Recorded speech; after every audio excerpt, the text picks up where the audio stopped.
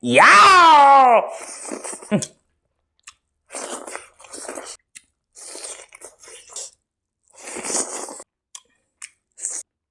Pan ke thangjing ke iron bam.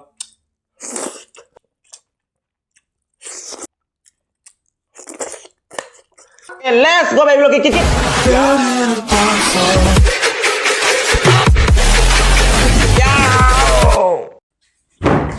Hai maya itu untuk kasih orang video yang putih lah sering ngasih kali macam mana itu maya yang tapi nasi kita macam macam kita sikit kamu cari ko. Asik sih kan nolai jari aku lagi pan ga kan aku thangjing ga iron malai jari. Asik sih kan aku lagi kan aku sougri campur malai jari. Asik sih kan oksa kangau malai jari. Hai tara nadam launa thong malai jari. Mahi jauh tapi dah. Gacik nabai dah siga ikaitabhi lejare siga su ikaitabhi lejare ikaitabhi sisu numi humni marini sure lain pra video sem ge to buda olang baduna video sem ngamdre ngarang handai nong tare nong tana guwahati budi gula tawdre yum dai gula tawre hai tare ising yam chawre guwahati da gum tawde adoisu ngasi sem numi ni humni sure olang matam pra pani do chage pra dum ai nan cha lo sale do ngasi video sem jare ge kuisu koire na video sem dise thani musuro mane suti lo ise video gi damakta ina video ai yum chalu matam do yum chalu badage na video se suti lo hai ta ya ba video se mangamdre yum da puja chalu bodo do imana mam yam da su hai gi puja lawan do lakpa yam jawi lakpa yam jawri do kasum kai de ado puja gi kai ga lang ba khopar tawna mai na isu do ya kom hale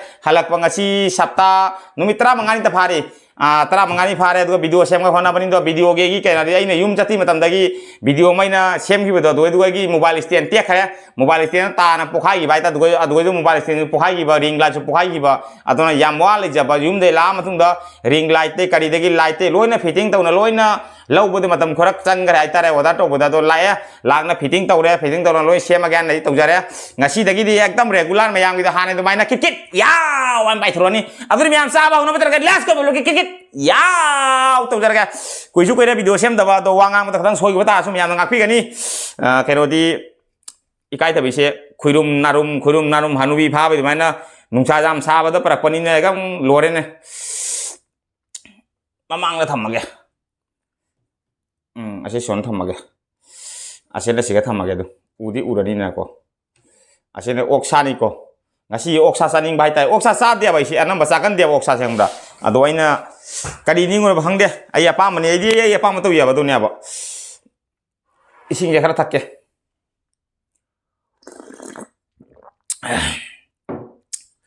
aham bai se samputen to ge ko kangsoi hai ta du se kangsoi se mina ubode khara khalam mani ke no na kangsoi se mai adu ne na ai se khadang machu jawran to ra kai nga ngauram bagi khang du baina champut to ru badon to ri badona machu du baina khara lae du nga mata mata to na kai no ni sougri champu sougri jam pam je he di somai sougri ubri baina asim ba se nga de video semning mani olang tha jawran do sa ba si ga ji gu sari lawai de ka bangbang ni sari se laibak ta ka tawi se ro badu humang na adoni myam sa ba hono betor ke cakar ubangang dek bodi but lang number hau tam hau ra gentro oksa sisu ngasi di khang de saning ba tho mon tawri hang de saning mon lore chakala matung da kai to ba aine oksa khong da lan tare guwahati gi nuari adoni myam sa ba hono betor ke let's go babyblogkitkityaow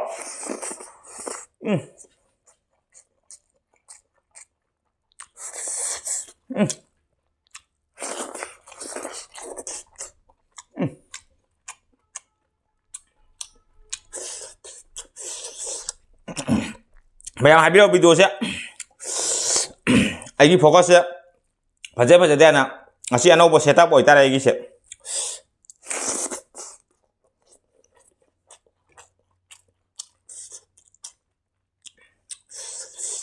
Kok ngutuk.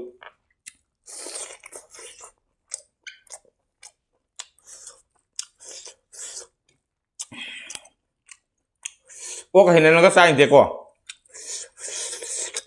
Chaning mo po ubon umit kaita ai cha de video ide muta mayam ide muta ani lek cha kha ngasi ahum lak su bani ai pok patagi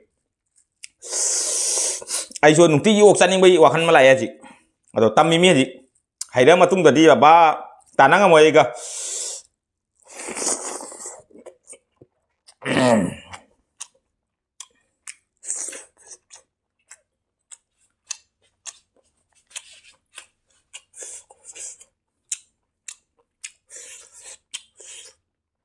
Pan ga thangjing ga iron ba.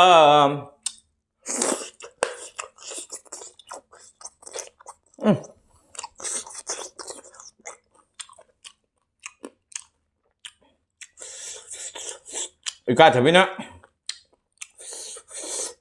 pan thangjing ko pa di kay halon.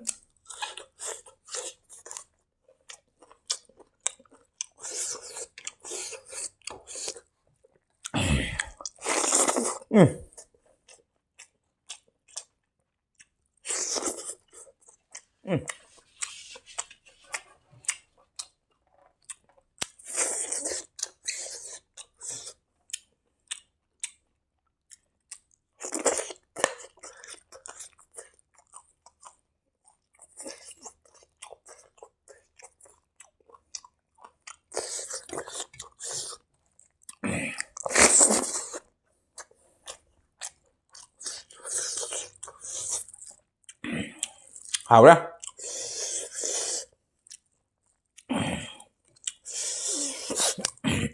Sougri campur hảo biết, ulang thả juga.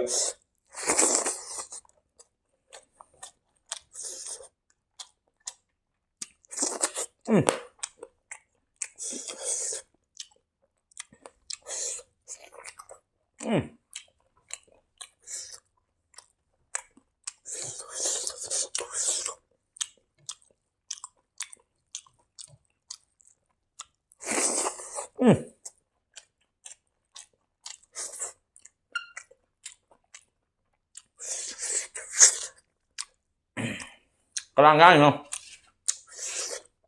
Chim ba là chỉ khai ra. Ngang nó bởi rau đi bởi nguồn đảo.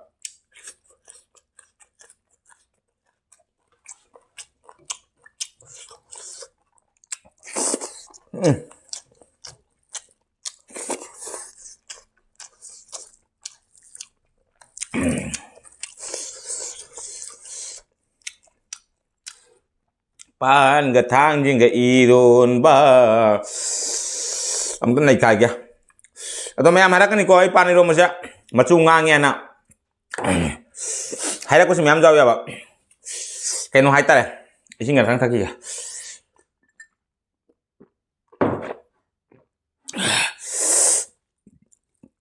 Moro kanji hap ya ba. Moro asang bakang betul. Atau itu ina thau dang ngau thoga ay hap ya ba. Aduh itu no kena tahu bani, mayang tuh nggak jauh di mana tuh, mayang tuh mana pat tak le tuh, tak pa tuh gua muta gelas na berapa tak pa nih,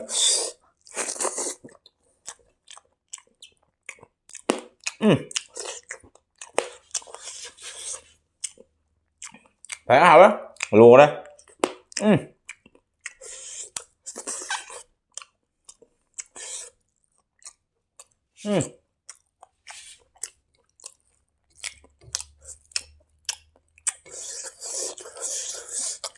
Lấy tuyết mà không?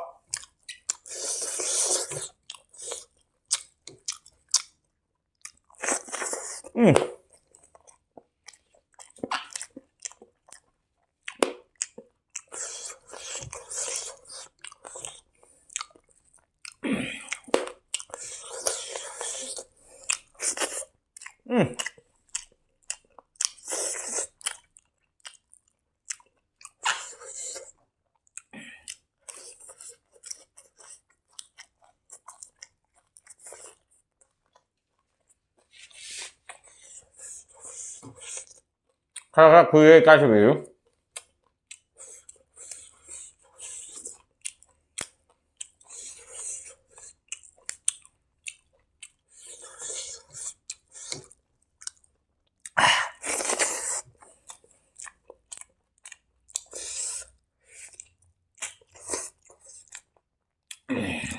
Saya mau baru jauh. Baru.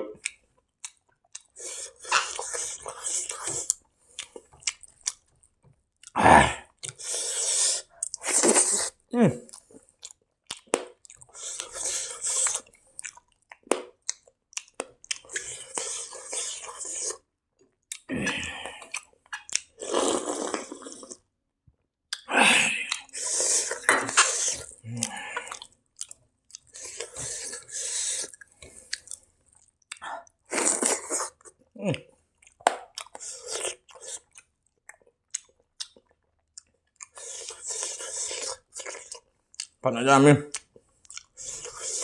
Likat kan bawa sak.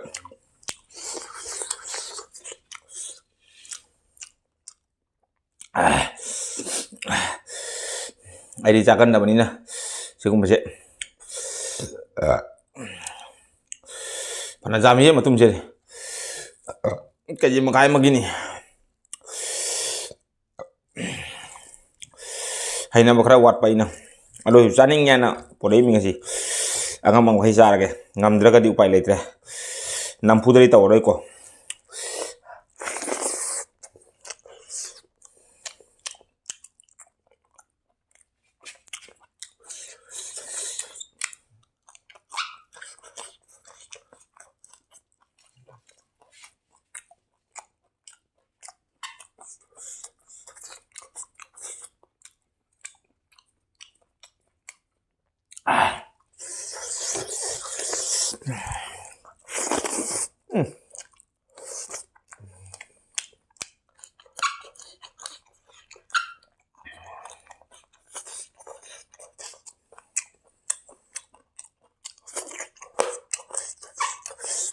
Làm ra phải thầu đó.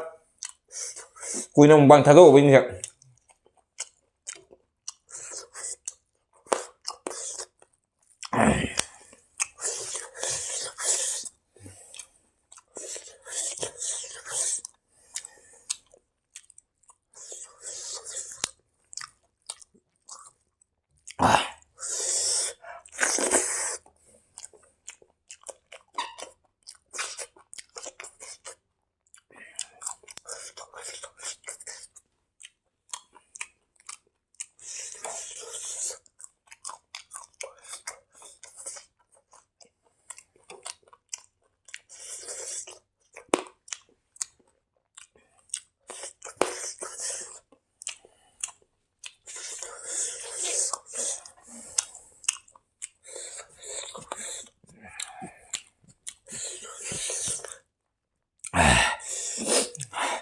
Oke, sabar nggak murah, duh.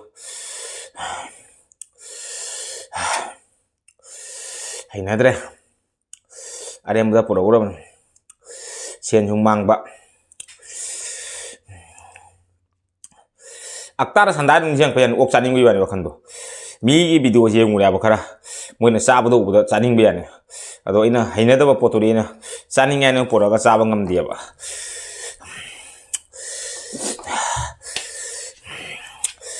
Càng sulu deh.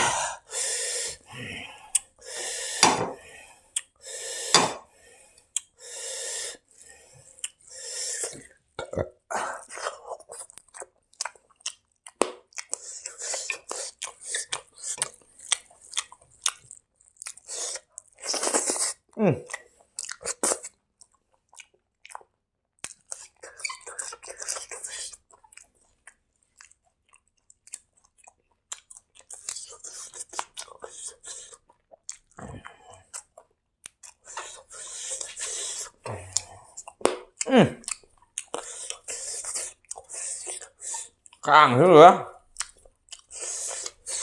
hỏi thành gì nữa.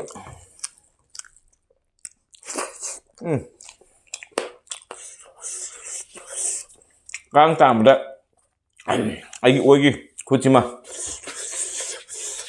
càng làm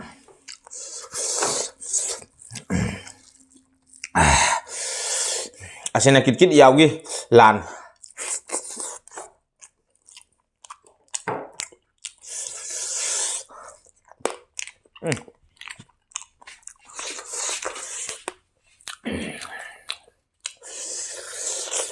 Hảo đấy bạn nhá. Bạn thằng này bạn.